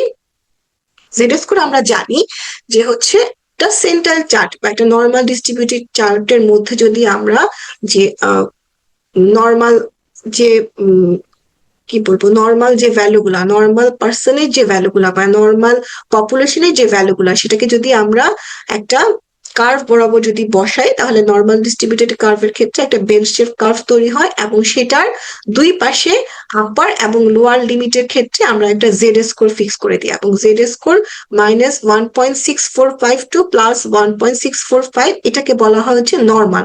নর্মাল মানে কি? এই পপুলেশনের মধ্যেই আমাদের মোস্ট অফ দা, এখানে আমাদের কত মোস্ট অফ দা পপুলেশনের নর্মাল ভ্যালু হচ্ছে এর মধ্যে আছে। তাহলে কারো যদি আমাদের FVC বা FeV1 বা হচ্ছে এটা রেশিওর যে জেড স্কোরটা, জেড স্কোর যদি আমাদের এই আপার অথবা লোয়ার লিমিটের উপরে অথবা নিচে থাকে, সেটা থেকে আমরা বুঝতে পারবো সেটা নর্মাল। কিরকম? এখন আমরা জেড স্কোরটা বের করা হয় কিভাবে? জেড স্কোরের সূত্রটা হচ্ছে আমাদের অবজার্ভ, জেড স্কোয়ার সূত্র অবজার্ভ প্রেডিক্টেড, এবং হচ্ছে SD দিয়ে একটা সূত্র আছে, সূত্রটা যদিও আমার মনে নেই এবং আমি রেখেছি এখানে, এবং এই সূত্রটাই আমাদেরকে ক্যালকুলেশন করা লাগবে না। জেড স্কোর স্ট্যান্ডার্ড ডেভিয়েশন পরীক্ষার সময় আমাদেরকে দেওয়া থাকবে না। আমাদের কাছে কি দেওয়া থাকবে? আমাদেরকে একটা ভ্যালু দেওয়া থাকবে, তার ব্র্যাকেটে হচ্ছে তার এটা কত জেড স্কোর সেটা দেওয়া থাকবে, এবং সেই জেড স্কোর দেখে আমরা দেখবো যেটা জেড স্কোরটা কি নর্মাল নাকি অ্যাবনর্মাল। তাহলে আমরা নর্মাল কত বললাম? যে -1.64 থেকে +1.64। তাহলে যদি কারো FVC দেওয়া থাকলো হচ্ছে 3, তার ব্র্যাকেটে জেড স্কোর দেওয়া হলো হচ্ছে -3.4, তাহলে তার FVC-টা কি?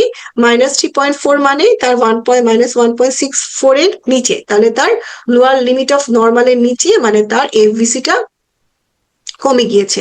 তার FeV1টা যদি আমরা দেখি, যে FeV1 এর জেড স্কোর যদি দেওয়া থাকে যে 1.45, মানে 1.45 মানে কি? এই যে -1.64 থেকে 1+1.64 এর মাঝখানে, তার মানে তার FeV1টা হচ্ছে উইদিন নর্মাল লিমিট।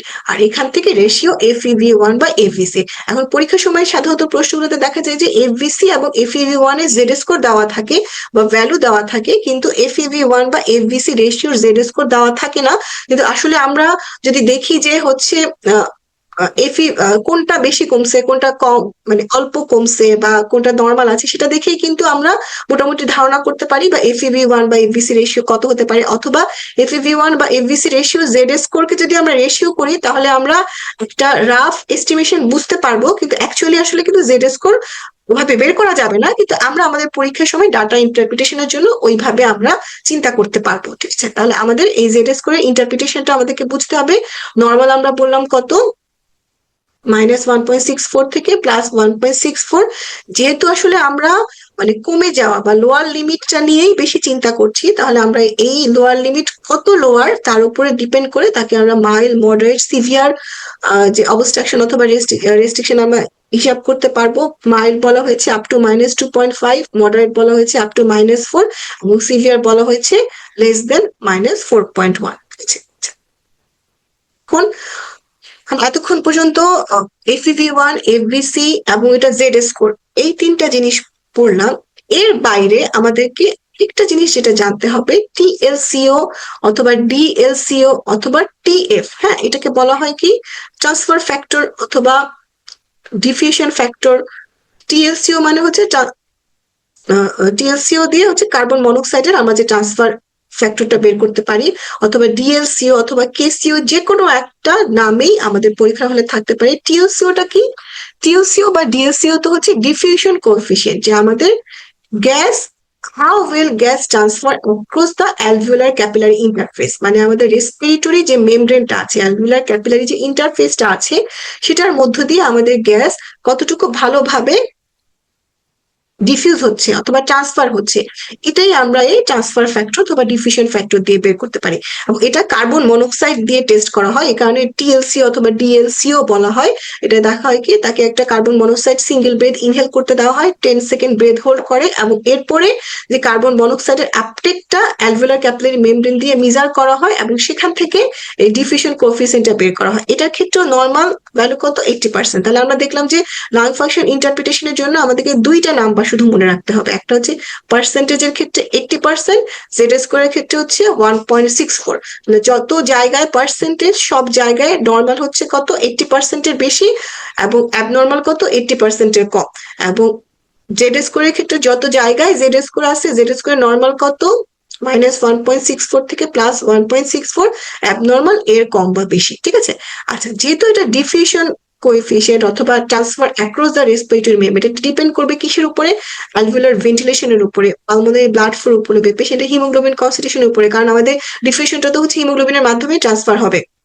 এবং আমাদের যে লাং এর ভলিউম বা সারফেস এরিয়া, আরেকটা হচ্ছে বয়সের উপরে ডিপেন্ড করবে, কারণ যত বয়স বাড়বে তার সারফেস এরিয়া বাড়বে এবং তার DLCOটা বাড়বে। ঠিক আছে, তাহলে এই যে এটাই আমরা বললাম যে হচ্ছে আমরা অ্যালভিওলাস থেকে কার্বন মনোক্সাইডটা, যেটা অ্যালভিওলাস থেকে এই ক্যাপিলারি ব্লাড দিয়ে কতটুকু আপটেক হচ্ছে, এটাই হচ্ছে অ্যালভিওলার ক্যাপিলারি গ্লাস ট্রান্সফার বা DLCO বা TLCO। তাহলে এটার ইন্টারপ্রিটেশনটা কেন আমাদের জন্য ইম্পর্টেন্ট, যখন আমরা একটা রেস্ট্রিকটিভ এবং অবস্ট্রাকটিভ এয়ারওয়ে প্যাটার্ন অথবা এয়ারওয়ে ডিজিজ আমরা ডায়াগনোসিস করব। এখন আমাদের অবস্ট্রাকটিভ ডিজিজের মধ্যে আমাদের কি কি আছে, আচ্ছা অ্যাজমা, হচ্ছে আমাদের এমফাইসিমা, ব্রঙ্কিয়েক্টিসিস, সিস্টিক ফাইব্রোসিস, COPD। তাহলে আমাদের অবস্ট্রাকটিভের মধ্যে কোনটা, সেটা আমরা বুঝতে পারবো DLCOর মাধ্যমে।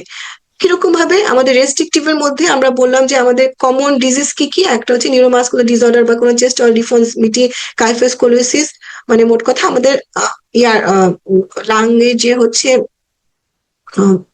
যে মাসেল ফাংশন, যেটা যেটা সেই রেসপিরেটরি মাসেল ফাংশন যেগুলো, সেগুলোর কোনো অ্যাবনর্মালিটি, সেটাও রেস্ট্রিকটিভ এয়ারওয়ে ডিজিজ হিসেবে প্রেজেন্ট করতে পারে, অথবা তার interstitial lung disease, pulmonary fibrosis, এটাও। তো এই দুটার মধ্যে ডিফারেন্সিয়েট করার জন্য আমাদেরকে কিন্তু TLCO বা DLCO আমাদেরকে হেল্প করবে। তাহলে কিভাবে হেল্প করবো, সহজভাবে মনে রাখার জন্য আমরা একটা জিনিস মনে রাখতে পারি, যে আমরা যেহেতু TLCOটা হচ্ছে আমাদের রেসপিরেটরি মেমব্রেনের মাধ্যমে হবে, তাহলে আমাদের অ্যালভিওলাই এবং ক্যাপিলারি ব্লাড বা হচ্ছে রেসপিরেটরি মেমব্রেন, যেসব জায়গায় আমাদের এই দুইটা জায়গায় প্রবলেম হবে বা যেসব ডিজিজে আমাদের অ্যালভিওলাই এবং এই ক্যাপিলারি ব্লাড ফ্লো বা এই জায়গায় যেসব ডিজিজে প্রবলেম হবে, তাদের ক্ষেত্রে আমাদের DLCO কিন্তু কমে যাবে, মানে আমাদের ট্রান্সফিউশন ডিফিউশনটা কম হবে। মানে আমাদের গ্যাস ডিফিউশনটা হ্যাম্পার হবে। আর যেসব জায়গায় আসলে আমাদের ওই রেসপিরেটরি মেমব্রেন অথবা ওই অ্যালভিওলাই এবং ক্যাপিলারি ব্লাড ফ্লো এই দুইটা জায়গায় কোনো প্রবলেম নাই, শুধুমাত্র আপার এয়ারওয়ে বা এয়ারওয়েতে প্রবলেম, যেমন অ্যাজমা, তাদের ক্ষেত্রে কিন্তু ডিএলসিও বা টিএলসিও আমরা অ্যাবনর্মাল পাবো না। তাহলে আমরা যদি চিন্তা করি অবস্ট্রাকটিভ ডিজিজের মধ্যে অ্যাজমাতে আমরা ডিএলসিও ইউজুয়ালি মাইল্ড ক্ষেত্রে নর্মাল পাই অথবা ইনকেস পেতে পারি। ইনকেসটা আসলে মনে রাখা খুব প্রয়োজন নয়, কারণ হচ্ছে মডারেট টু সিভিয়ার অ্যাজমাতে আমরা নর্মাল অথবা ইনকেস পাবো একটা ইয়ে বলা হয়ে থাকে, কিন্তু আমরা মনে রাখি যে অ্যাজমাতে আমরা ডিএলসিও নর্মাল পাবো অথবা ইনকেস পাবো, কিন্তু আমরা ডিক্রিজ পাবো কিছু অবস্ট্রাকটিভ যে এয়ারওয়ে ডিজিজ গুলাতে আমাদের লাংস এর ক্ষতি হচ্ছে, অ্যালভিওলাতে প্রবলেম হচ্ছে এবং রেসপিরেটরি মেমব্রেনটা এফেক্ট হচ্ছে, সেগুলোতে আমরা ডিএলসিওটা কম পাবো। সেটা কি আমাদের এমফাইসিমা মানে সিওপিডি, ব্রোঙ্কিওলাইটিস, সিস্টিক ফাইব্রোসিস। একই রকম ভাবে রেস্ট্রিকটিভ এয়ারওয়ে ডিজিজে যেখানে আমাদের রেসপিরেটরি মেমব্রেনে আমাদের অ্যালভিওলাই অথবা ক্যাপিলারি যে ক্যাপিলারিতে প্রবলেম হচ্ছে, সেগুলোতে আমরা ডিএসসিটা কম পাবো। সেটা কি ইন্টারস্টিশিয়াল লাং ডিজিজ বা পালমোনারি ফাইব্রোসিসে। তো যেখানে আমাদের ওই রেসপিরেটরি মেমব্রেনে কোনো প্রবলেম নাই, সেখানে আমরা ডিএসসিটা নর্মাল পাবো। এবং কিছু ডিজিজে কিন্তু আমরা মানে এফইভি1, এফভিসি মানে আমাদের লাং ফাংশন টেস্টের অন্য সব প্যারামিটার গুলা আমরা নর্মাল পাবো, কিন্তু নর্মালিটি থাকবে শুধুমাত্র টিএলসিও বা ডিএলসিও তে। সেই ডিজিজ গুলা কি, যে যদি আমাদের হচ্ছে কোনো কারণে পালমোনারি হিমোরেজ হয়, পলিসাইথেমিয়া হয়, হ্যাঁ, লেফট টু রাইট সাইড হয়, তাহলে আমরা ডিএলসিওটা ইনক্রিজ পাবো।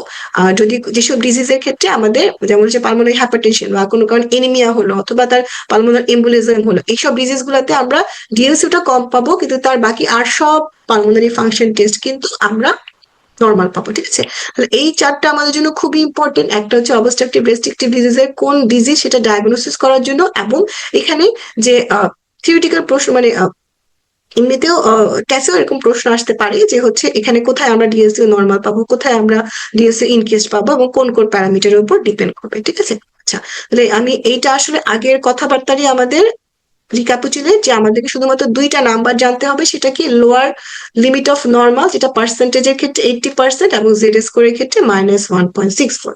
আচ্ছা, এখানে হচ্ছে আমাদের এইগুলো আমরা আর খুব বেশি প্রয়োজন নেই। যে ফর্মুলাটা কি আমাদের রেজাল্ট মানে observe minus predicted divided by standard deviation, এই সূত্র আমাদের জানা মনে রাখার প্রয়োজন নাই, কারণ এটা আমাদের পরীক্ষার সময় ক্যালকুলেট করতে দেয় নাই।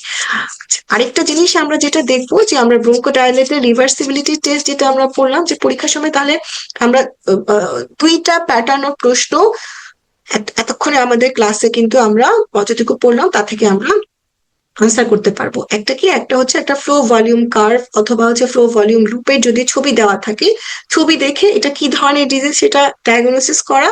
আরেকটা হচ্ছে এফইভি1, এফইভি1 বা এফভিসি রেশিও এবং টিএলসিও অথবা ডিএলসিও দেখে কোন ডিজিজ সেটা ডায়াগনোসিস করা, এটা একটা প্যাটার্ন অফ প্রশ্ন। আরেকটা হচ্ছে ব্রোঙ্কো ডায়ালেটের রেসপন্স, যেটা হ্যাঁ একটা প্রশ্ন হয়তো দেওয়া থাকতে পারে যে হচ্ছে প্রি এবং পোস্ট ব্রোঙ্কো ডায়ালেটের রেজাল্ট আমাদেরকে কম্পেয়ার করতে হবে। হ্যাঁ, যেটা অ্যাজমার ক্ষেত্রে অথবা হাইপার অ্যাক্টিভ এয়ারওয়ের ক্ষেত্রে আমরা অনেক বেশি ডিফারেন্স পাবো অথবা ইমপ্রুভমেন্ট পাবো, সেই ইমপ্রুভমেন্টটা কি মোর দেন 20%। ঠিক আছে, এবং এখানে হচ্ছে এই যে এখানে দেখো এটা এটা আসলে একটা অ্যাডাল্ট একটা ইন্টারপ্রিটেশন।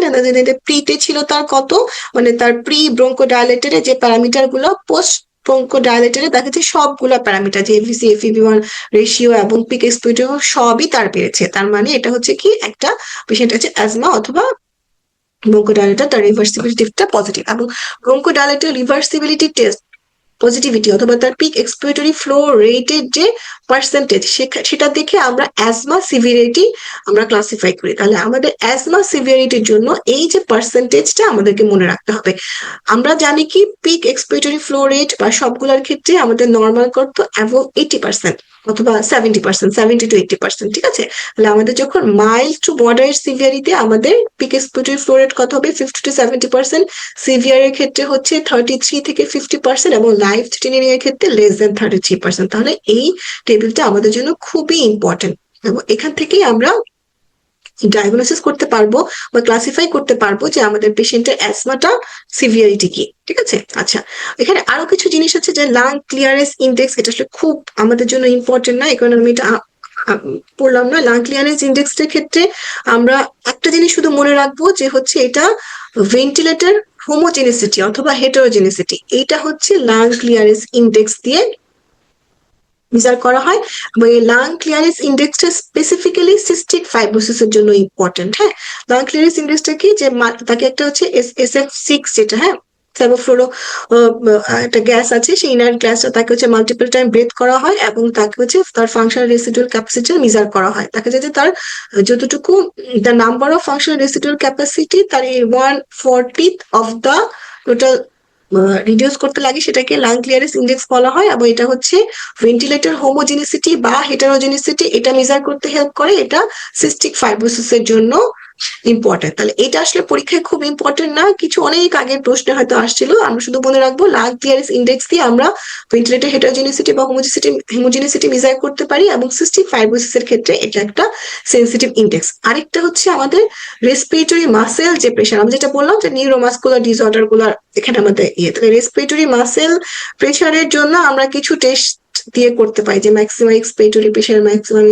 ইন্সপিরেটরি প্রেশার, স্নিফ অথবা sniff nasal inspiratory pressure, peak cough flow, এইগুলো আমরা কিছু টেস্ট আছে। আমাদের যেটা মেইনলি মনে রাখতে হবে যে আমরা এইগুলো রেসপিরেটরি মাসেল প্রেশার আমরা মেজার করতে পারি কি দিয়ে, যে স্নিফ টেস্ট অথবা পিক কাফ ফ্লো, এই টেস্ট গুলো দিয়ে আমরা রেসপিরেটরি মাসেল প্রেশার মেজার করতে পারি। এর ডিটেলস আমাদের জানার প্রয়োজন নাই।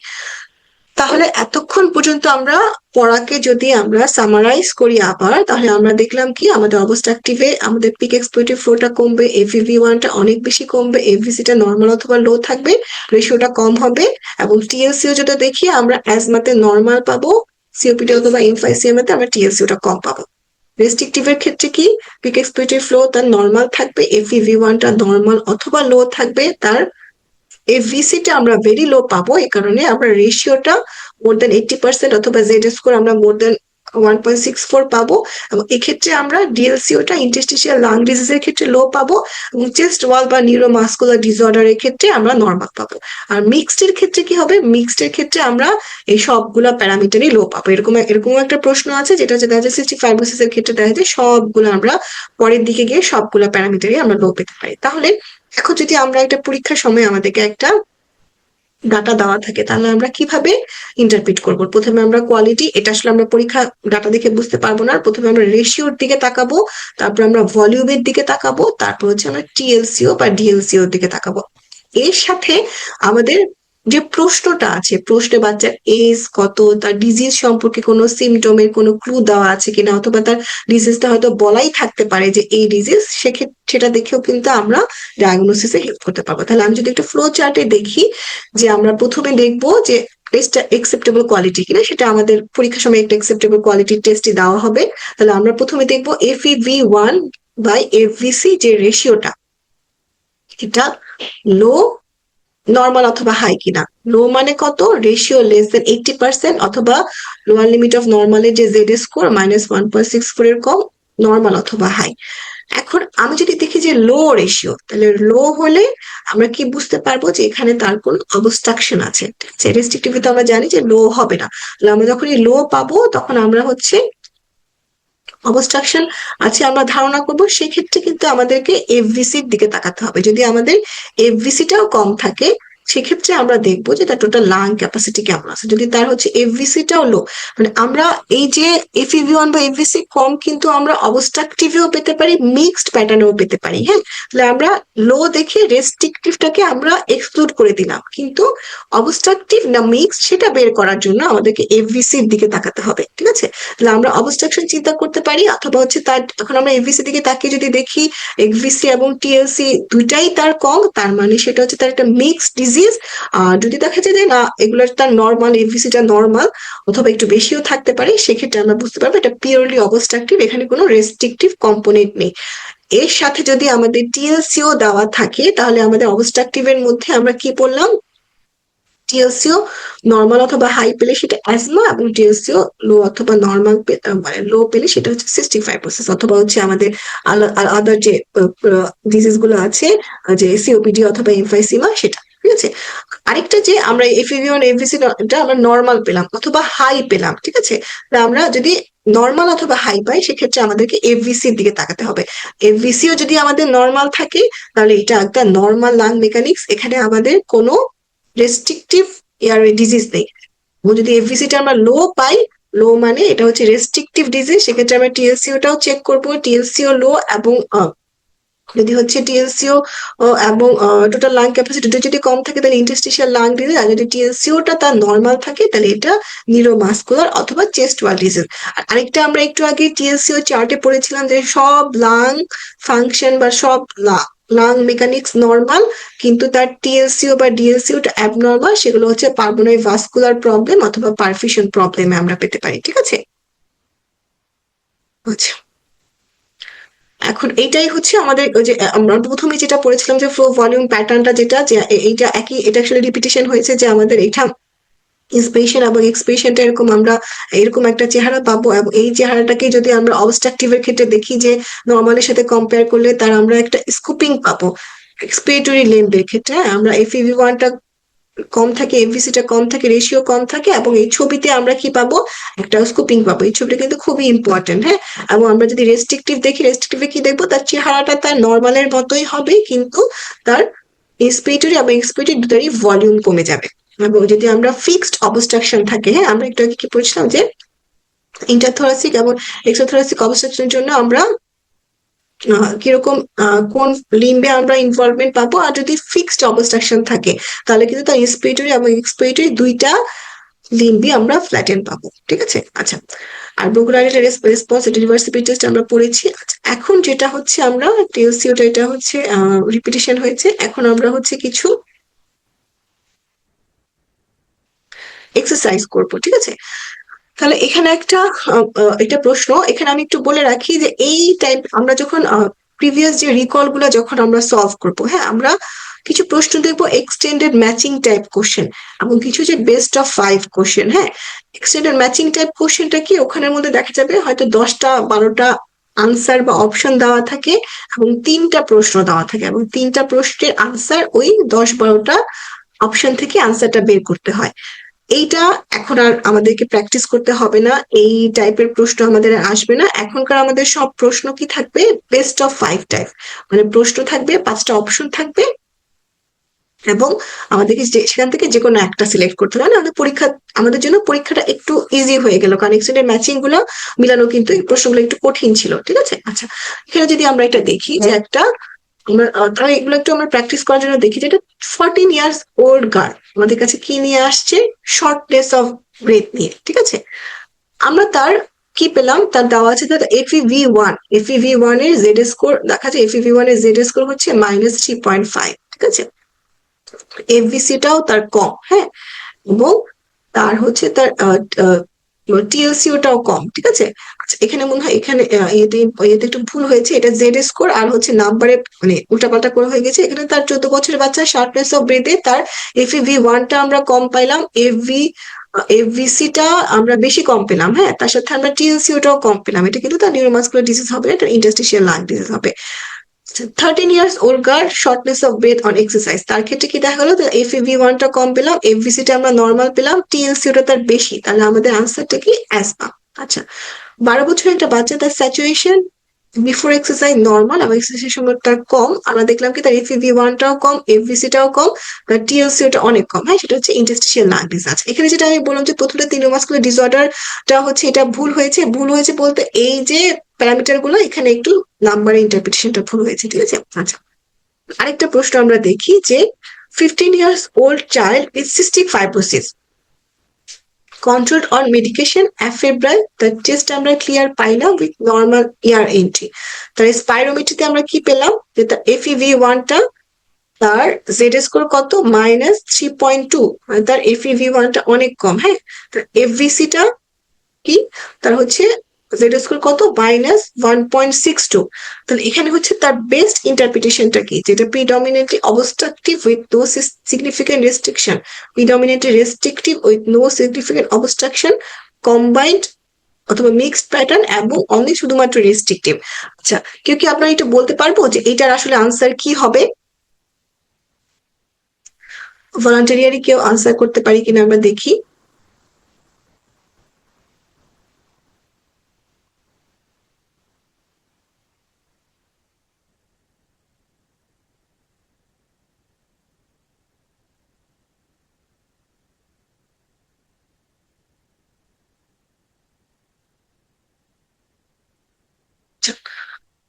আমি বলে দিচ্ছি এখানে যেহেতু আমরা দেখলাম কি তার FEV1 টা জেড স্কোরটা বেশি কমেছে -3.2, হ্যাঁ, এবং FVC টা তার -1.62, মানে এটা হচ্ছে অল্প কমেছে বা উইদিন নর্মাল। আমরা যদি -1.64 যদি আমরা নর্মাল ধরি তাহলে এটা উইদিন নর্মাল লিমিটেই আছে।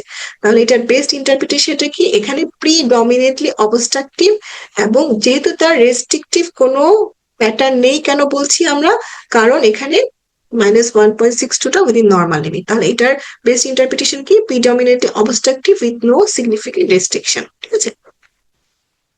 আচ্ছা, এখানে বলা হয়েছে এটারই আনসারটা এখানে ক্লিয়ার করা হলো যে FEV1 টা হচ্ছে clearly reduced, FVC is close to the lower limit of normal, তাহলে তো significant restriction is not proven. এবং সিস্টিক ফাইব্রোসিস এই কমন একটা অ্যাবনর্মালিটি, যেখানে আমরা অবস্ট্রাকটিভ এয়ারওয়ে ডিজিজ পাই ইনিশিয়ালি, কিন্তু পরের দিকে কিন্তু আমরা মিক্সড প্যাটার্ন পেতে পারি। ঠিক আছে।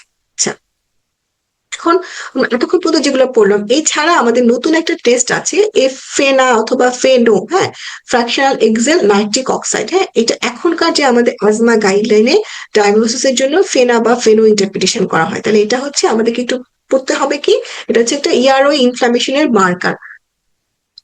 5 থেকে 16 বছরের কোনো বাচ্চার যখন আজমা ডায়াগনস্টিকে আনসার্টিনিটি থাকে, প্রি ইনিশিয়াল অ্যাসেসমেন্ট, মানে কি তাদের দেখা গেলো আমরা একটা তার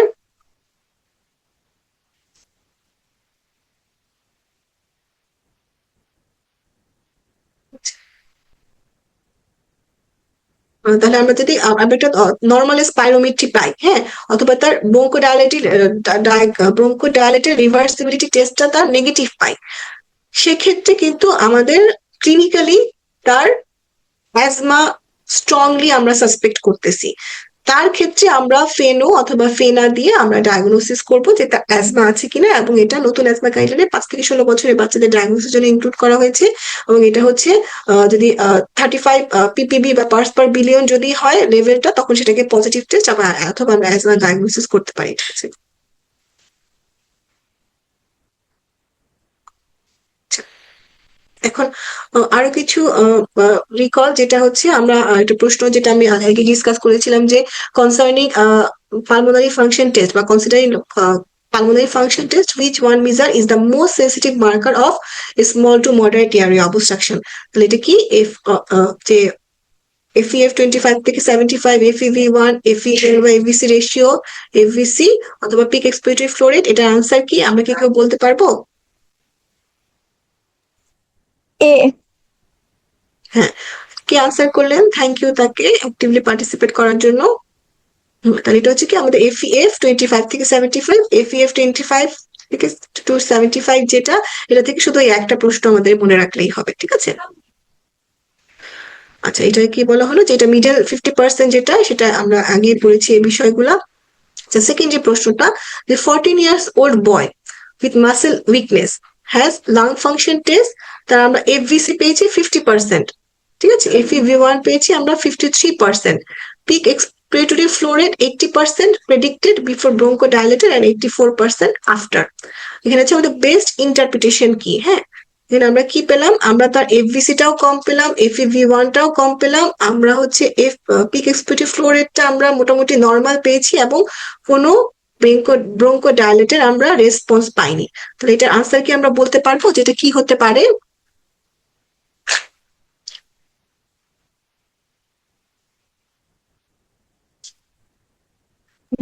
D. D, restrictive lung disease. হ্যাঁ, কে বলছিলেন? জাহানা রাজু। আচ্ছা, হ্যাঁ আপু, থ্যাংক ইউ। আচ্ছা, এটা আমরা কেন, এটার ব্যাখ্যাটা কি, ব্যাখ্যাটা হচ্ছে যে আমরা দেখতে পারলাম যে FVC এবং FEV1 দুটাই কিন্তু তার কম, হ্যাঁ, পিক এক্সপিরেটরি ফ্লো রেট কিন্তু তার নর্মাল, যেটা হচ্ছে আমাদের রেস্ট্রিকটিভ এয়ারওয়ে ডিজিজের একটা মানে ডাটা, রেস্ট্রিকটিভ এয়ারওয়ে ডিজিজের একটা ফাইন্ডিং। আমরা আহ, কখনোই অবস্ট্রাকটিভ এই ধরনের ফিচার পাই না এখানে, তার আমরা হাইপার রিঅ্যাক্টিভিটি বা হাইপার ইনফ্লেশন এরকমই কিছু আমরা পাচ্ছি না। ইম্পেয়ার্ড গ্যাস এক্সচেঞ্জ, এখানে আসলে গ্যাস এক্সচেঞ্জের কোনো প্যারামিটার খুব একটা বেশি দেওয়াই হয়নি। আর ভেন্টিলেশন পারফিউশন মিস ম্যাচও আমরা এখান থেকে বুঝতে পারবো না, যেহেতু তার ব্রোঙ্কোডাইলেটের রিভার্সিবিলিটিসটা নেগেটিভ, আমরা ব্রোঙ্কিয়াল হাইপার রিঅ্যাক্টিভিটিটাও আমরা বলতে পারছি না। তাহলে আমাদের আনসারটা কি?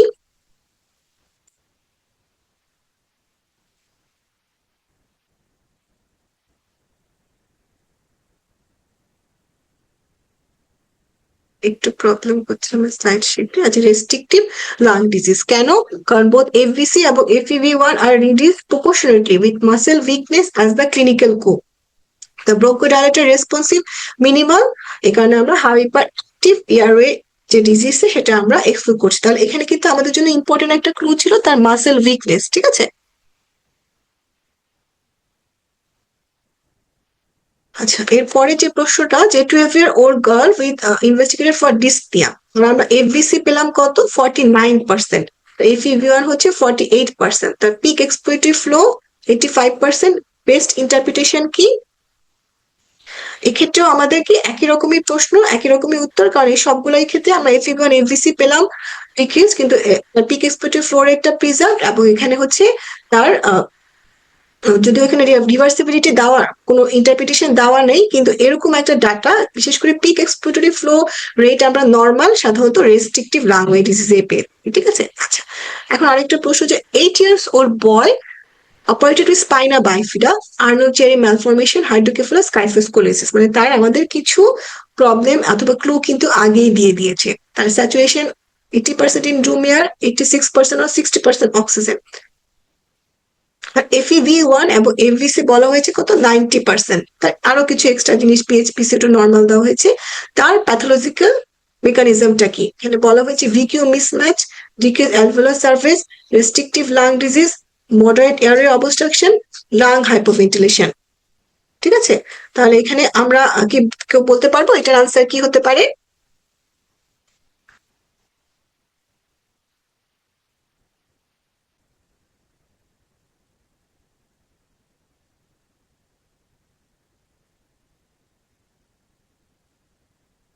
এটা যদি আমরা দেখি, এটাও আমাদের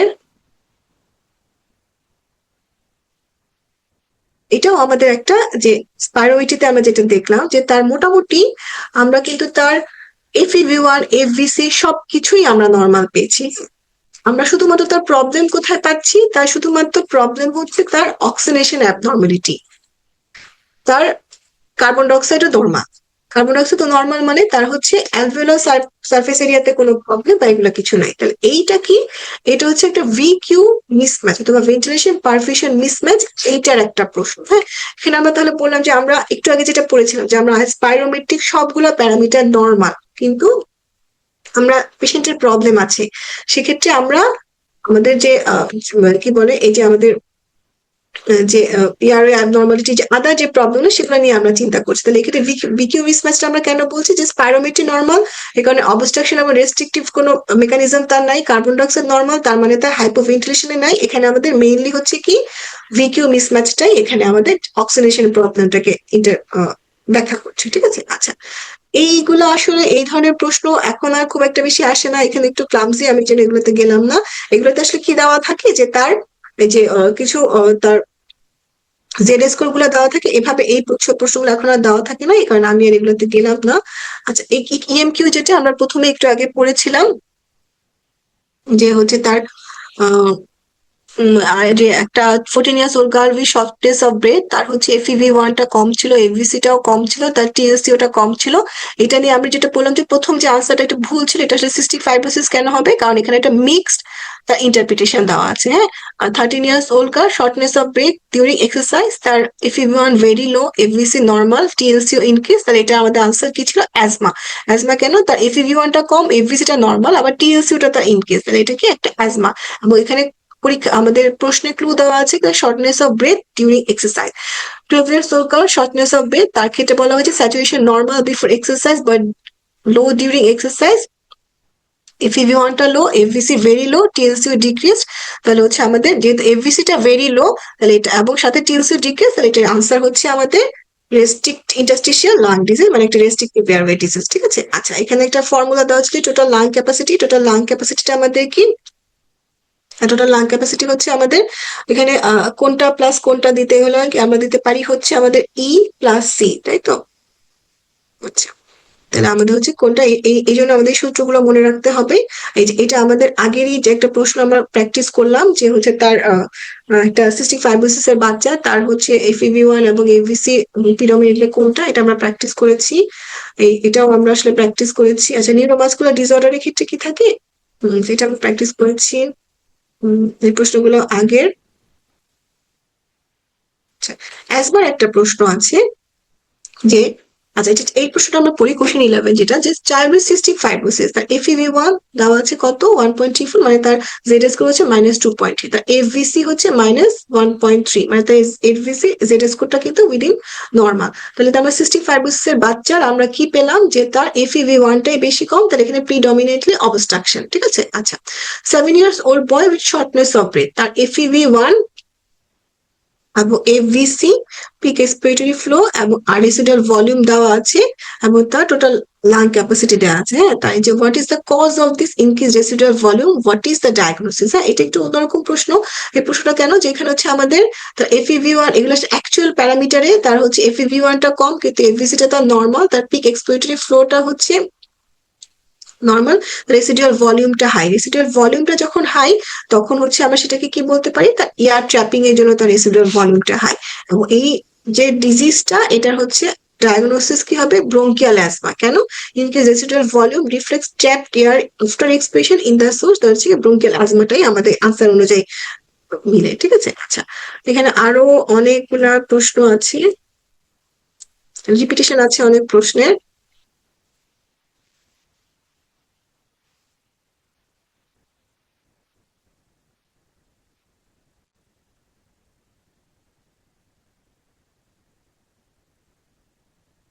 তাহলে আজকে আমরা যে জিনিসগুলো পড়লাম, আসলে মেইন আমাদের মনে রাখতে হবে, FEV1 FVC, এটার রেশিও রেস্ট্রিকটিভ অবস্ট্রাকটিভ প্যাটার্নে কিরকম হতে পারে, এর সাথে TLCO দিয়ে আমরা কিভাবে ডায়াগনোসিস করতে পারি, এবং যে ফ্লো ভলিউম, যে লুপ অথবা কার্ভ, কি ধরনের অবস্ট্রাকশনে বা কি ধরনের ডিজিজে কিরকম ছবি কি ধরনের ছবি হতে পারে। হ্যাঁ, আমি আপনাদের সাথে গ্রুপে একটা শর্ট নোট শেয়ার করেছিলাম, এটা একজন কোন একজন ভেঞ্চারের একটা ফাইল, বিভিন্ন গ্রুপে এটা শেয়ার করা আছে, ওইটা আপনারা একবার পড়তে পারেন। সার্ভাইভাল গাইড নামে আমাদের একটা বই আছে। হ্যাঁ, সার্ভাইভাল গাইডটা আসলে একটু একটু পুরানা বই, খুব ডিটেলস পড়া লাগে না, কিন্তু ওইখানে এই যে ডিজিজ গুলার এই অংশটা নিয়ে, মানে রেস্ট্রিকটিভ অবস্ট্রাকটিভ এই প্যাটার্ন গুলো নিয়ে খুব সুন্দর করে ব্যাখ্যা করা আছে। আমরা চাইলে ওটা পড়তে পারি, কিন্তু ওই নোটটা পড়লে বা ওই ফাইলটা পড়লে আর কিছু লাগে না। আর যেটা রিকল গুলো আমরা প্র্যাকটিস করব, রিকলের ক্ষেত্রে একটা জিনিস আপনাদেরকে বলি, যে যারা মানে ফার্স্ট টাইম প্রিপারেশন নিচ্ছেন বা প্রথমে রিকল গুলোর সাথে পরিচিত হচ্ছেন, এখানে আসলে রিকল গুলা কি, রিকল হচ্ছে যারা আগের যেটা পরীক্ষার্থী, যারা তারা পরীক্ষার পরে এসে তাদের মেমোরি থেকে তারা প্রশ্নগুলা দেয়, যে হ্যাঁ এরকম একটা প্রশ্ন আসছে, এই প্রশ্নটা আসছে, এই প্রশ্ন আসছে। এই জন্য দেখা যায় কি, মেইন পরীক্ষার প্রশ্নটা আরো অনেক সুন্দর থাকবে। মানে আমরা যখন পরীক্ষা দিয়েছিলাম, যে আমরা দেখলাম যে রিকলের মানে এত শর্ট একটা প্রশ্ন, এবং 5টা জায়গায় 2টা অপশন হয়তো রিকলে আছে, এটা কিভাবে এটা হলো, কেন এটার আনসার এটা হলো। হ্যাঁ, এই টাইপের কনফিউশন গুলা মেইন পরীক্ষার সময় কিন্তু থাকে না, কারণ মেইন পরীক্ষার সময় প্রশ্নটা খুব সুন্দর করে গুছানো থাকে, ডিটেলস থাকে, এবং যে ছবি বা সাথে যে সাপ্লাই যে ডাটা গুলো থাকে, সেগুলো একদম কমপ্লিট ডাটা থাকে, এবং অনেক ক্ষেত্রে দেখা যায় যে অনেক এক্সট্রা ডাটাও থাকে, মানে অনেক বড় প্রশ্ন থাকে, ওখান থেকে আমাদেরকে যে ডাটাটুকু দরকার সেটুকু আমাদেরকে পড়তে হয়। এই জন্য ঘাবড়ানোর কিছু নাই, কারো যদি কোনো প্রশ্ন থাকে আমাকে করতে পারেন।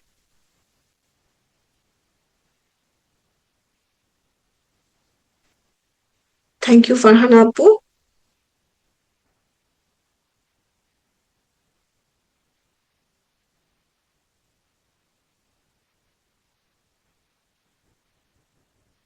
আর যদি কোনো প্রশ্ন না থাকে, আমরা আজকের মতো আমাদের সেশনটা শেষ করি। ধন্যবাদ সবাইকে, আসসালামু আলাইকুম।